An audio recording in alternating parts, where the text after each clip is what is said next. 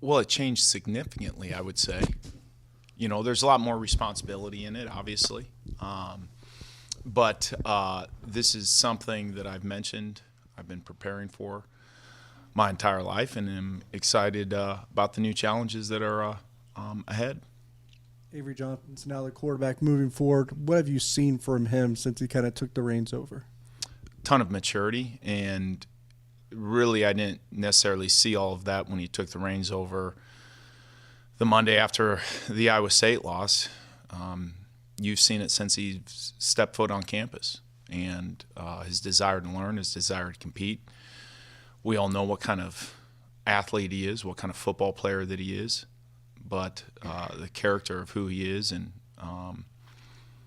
what type of competitor he is, that's exactly what we anticipated going into that bowl game. And you brought in Easton Kilty along the offensive line. What's the thought behind that? What do you envision his role being? Well, Easton comes from a very good program up north, and you could see on his film what kind of player, what kind of competitor he is. The versatility that he brings to the offensive line, I think, is really important. And with us losing the three starters from the entirety of the season, and including Christian Duffy, having that experience and having that skill set that he has is going to be very, very big for us here moving forward. Adding someone like Coach Wells to the staff, how's that impacted you in the offensive approach? Significantly, not only from his experience as an offensive coordinator previously, but also his experience as a head coach and his experience of having that vantage point from a number of different chairs, from a position coach to a coordinator to a head coach, to obviously being in our league a year ago, I think is extremely beneficial. He's just an absolute joy to be around. Quite honestly, Fitzy, we've just begun digging into the football aspect of it because the previous 3 weeks we've obviously been on the road recruiting. So I'm just really excited about this month of February to see what kind of additional value that he can bring to the offense. How does a new offensive coordinator go about constructing a playbook? Yeah.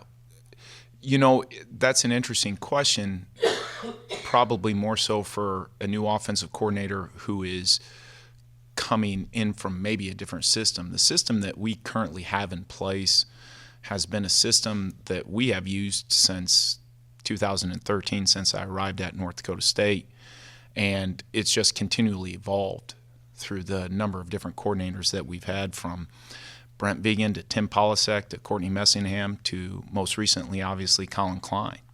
So I don't know that you're going to see significant changes. Each coordinator has put their own spin on the offense, and we are using very, very similar terminology. We're going to use a lot of the same things that we have done.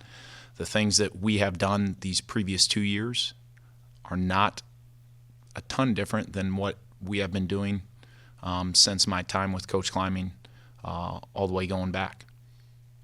Do you find yourself watching a film or a game and saying, "Oh, I'm stealing that"? Oh, I've been doing that since since I started coaching. Yeah, Fitzy, it's and you can see even over the course of my time at Kansas State, there's a lot of things that maybe myself or our offensive staff have gotten credit for that completely was stolen. So I wish that I could say that myself and some other coaches are really original thinkers, but quite often it is an evolution of something that you see. Conor, we'd spoken previously, and you mentioned that you believe that this offense could be pretty dangerous this year. I was wondering if you could just elaborate on why you believe this offense could be dangerous. Well, really where you start is the playmakers that we have returning. And you look at starting, obviously, when you talk offensive football, you're going to start with the quarterback position. And I think it's pretty well documented of what we anticipate Avery's continual growth here moving forward. But, you know, you look at the performance of DJ Gideon's this not only this past year, but especially highlighted in that bowl game. From the tight end position, I think that we have some increased depth. We do have some shoes to fill, most definitely. But that's college football. And when you look back out on the perimeter, with the advantage of getting some more reps underneath their belt, guys who've been in the system a little bit longer, and then the addition of a guy like Dante Cephas, I think it brings a whole new element to what we can do offensively. Now, if we could just, you know, make sure that O-line coach gets his ass in gear and gets those guys ready up front, I think that we got a chance to be pretty special. But even looking at the offensive line group, you know, I know a lot of people will make note of what we lose, and rightfully so should look at what we do lose. And I'm quick to remind them that in 2021, prior to the 2022 season, we lost quite a bit as well, quite a bit of experience, and some great leaders and some great football players. And that is the program that Coach Kleiman has set out to build here, is not a good football team or a great football team, but a great football program that is going to have the consistency year in and year out. And I'm excited for the personality of that offensive line group to evolve. I'm excited to see who is going to step up of the course of what we're doing right now and then through spring practice. So you put all those pieces together, and it's pretty hard not to get excited. You had the privilege of meeting Dante Cephas just a little bit ago. I was curious if you might be able to give us a little insight on Dante and just his playmaking ability, his personality, what you've picked up from him so far. Yeah, well, his personality is very businesslike. In fact, you know, we had a quick staff meeting this morning and really highlighted some of the players that are really attacking the workouts, and his name came up. And you look at his background, he's had to earn everything that he's gotten. And he's gone through his own adversity, the adversity of what maybe not his transition to his last school being what he anticipated. He was a guy that we were looking to a year ago because of his relationship with Coach Middleton and the production that we saw, in just crossover film. You know, they played Oklahoma in 2022 before we did, and you're sitting there watching the film going, who are these guys? And that production over a course of time, when you talk to coaches who've competed and played against them, and they say that that is one of the top wide receivers that they'd seen over the course of so many years of coaching in this league, I think it really speaks volumes to what kind of playmaking ability he has. First off, just congratulations on the job. Thank you very much. I appreciate it. I feel like in general, offensive line coaches don't generally get a look at coordinator. Do you think there's any kind of stigma there that you're motivated to prove that you guys can do this? Yeah, it's maybe a little bit different of a track to this particular position, being an offensive line coach and being a coordinator. I kind of am quick to point out, I think the national champs this past year in college football had an offensive line coach as their coordinator. But the stigma that comes out, and I think you guys are all well versed in what was said in early December when I was named interim, was that we were going to install the triple option and we were going to run 4 yards in a cloud of dust and see what happens at the end. And that's not the case at all. And I hope that bowl game proved that a little bit. I am a firm believer that in order to be successful at this level, you do have to establish the run, and vice versa. I think that you need to stop the run. But what establishing that run can ultimately do in expanding some of the things within the pass game in just a short period of time of evaluating this past season, those are the things that excite me. And we need to be explosive on the perimeter. and we need to be efficient in the passing game, and we need to continue to take advantage of the things that defenses are going to give us. Next year, with you moving up to the, are you going to continue coaching up from the box full time? You think That is the anticipation right now. with that move, who else is going to help you? Coach the offensive line from play to play. I know that's got to be a little bit of a task. Yeah, well, we're very fortunate, and we kind of saw.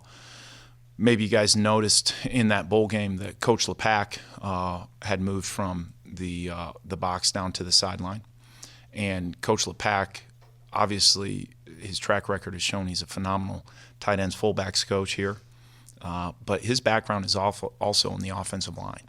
So having a coach with his background, with his experience on the sideline, that's what's allowing me to remove myself from the sideline and move up to the booth. Just from a personal perspective, are you missing your seniors? Is it a little quieter without guys like Hayden Gillum around? And then on a more serious aspect, who has stepped up in that room as a leader? Gilly. I miss the hell out of them, all of them, and I've had numerous phone calls, numerous FaceTimes, and our relationship, and this is who I am, is going to be something that extends a lot further than just their playing career at K-State. So I miss them no different than I miss so many of the previous players that we played for. And, I kind of touched on it a little bit earlier of how the personality of an offensive line room will continue to evolve, and it changes. And with such big personalities that we had previously, I told our young guys, I'm excited to see what this room looks like here moving forward. It was Noah Johnson was very dominant in 2021, and you sit there and go, gosh dang, how are we going to fill this void? And based on the player you mentioned, it was filled and then some. And I'm just really excited because Hadley Panzer has really stepped up. Andrew Leingang has really stepped up. Someone who's been in this program quite some time and been through so much adversity, Taylor Poitier, his name was mentioned this morning as a guy who's really impacting the people around them. So as you continue to get those guys more confidence and maybe remove some of those other personalities because of graduation, you're really going to see that personality, that room take shape, and I'm really fired up about that. And that's just a few names, There's others that have kind of been waiting in the wings patiently, and we lost one in the transfer portal to, what was it, 3 6-year guys coming back, but the rest stuck around, and I'm excited to see what they do with that room. For you guys at all at finding a transfer running back to pair with DJ at all, or are you looking at that younger crop of guys to find who's going to kind of be the next one to step up? Yeah, right now we feel pretty confident with where we're at in that running back room. As you well know, this can change so quickly. So as it stands right now, we don't see that as a direct position of need. And then you guys have a bunch of just young, talented tight ends. Now that Ben is gone, how are things starting to shape up? Obviously, Oakley is probably top of that list, but behind him. Yeah. Well, that you have Will Swanson, who's very steady, and then you have some young guys who I think I'd be in better position to answer this question probably in early to mid-April. But that's what they were recruited for. You're not recruited to be a backup. You're recruited to come in here and compete. You're recruited to come in here and improve and bring value to this football team. And with obviously losing such a great player like Ben Sennett, there's opportunity for those guys to really step into a role. And that's one of the things that we're excited about, but that's one of the things that we are very, very focused on here moving forward over the course of the next 2.5, 3 months into this fall. What's impressed you the most about Jacob Knuth? Him taking a chance on himself. Jacob is a young man who we recruited heavily out of high school and made a decision to transfer here, pretty well knowing who the high school quarterback was that we took, and how he has continued to improve and step up. And one of the conversations I've had with him is to start getting comfortable being uncomfortable, is something that you're beginning to see. And this spring, I'm really, really excited about Jacob and what he can do. So for someone to take a chance on themselves like he did, I think is really a testament to who he is.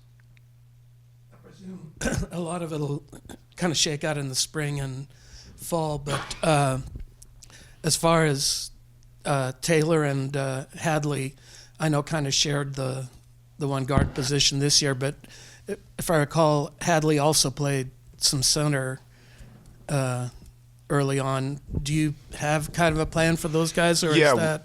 Yes, we do. And really, I can tell you, to the best of my knowledge, is that there's open competition. And, Sam Hecht is a young man who, similar to Jacob, came in as a walk-on who we'd recently elevated to scholarship, and that's because he had earned it. And I think he is a really, really good football player. Andrew Leingang, who has been very, very patient. I'm really, really excited about how all of this is going to come together. And one of the things that we talk about quite often in that offensive line room, and it's easy to look at a guy like Cooper Beebe, who had played multiple positions, is the versatility is going to continue to allow you to bring value to this football team and competition to this football team. So, yes, there is a absolute plan in place. How that is going to shake out, April 15th at the conclusion of spring practice may be completely different than how it shakes out September 1st or when we kick off this season. And also, you talked about moving to the press box. How do you feel like that went? The game management, the one time you've been up there, and what did you learn from that? Well, one of the things that I needed to do was, in visiting with a few other people, was there's a lot of emotion that goes on the sideline. And, in my conversations, I think I'd mentioned earlier of visiting with other coordinators, they said, a bad play call is better than no play call at all. And and you can find that out. So there's so much that I did learn, and part of it is not getting stuck on the card. Part of it is you have a 3rd down and 6, and understanding, is this a sequencing opportunity, and maybe to the surprise of a lot of people out there, not every 3rd down and 6 call is necessarily designed to get 7+. Sometimes it's, in today's age of analytical football, it's to get you to a 4th and manageable, with obviously that opportunity of getting the 1st down on 3rd down. So understanding those situations, I think, is a great learning experience. In that particular game, I can pinpoint a few different situations that you'd always like to have a play call back. You'd like to have that opportunity back. As it pertains to the offensive line, it is a little bit harder to see some of the things and just pay attention to those 5 guys up front, and that's where it's so important to have a guy like Coach LePack, who is on the sidelines, who's going to help be that extra set of eyes. So how it went, I missed being on the sideline with the guys. I'm going to be completely honest. In the second quarter, I don't know that I've shared this story, but someone gets on the headset, and shockingly, it was Hayden Gillum, who says he needs to get on the headset with me. And I take my headset off, and I said, "Hey, what's up?" And he just kind of wanted to see how I was doing up there, and let me know that he was missing me on the sideline. And then kind of gave me a couple things that he liked in there, and passed the blame on to our All-American left guard on a particular play that we ran, and laughed. I wasn't laughing quite as hard as he was, but You know, it's really kind of a funny story of just I do have a great relationship with those guys in that room, and being in that, it was different, but I know it's going to be a challenge we're going to be able to overcome.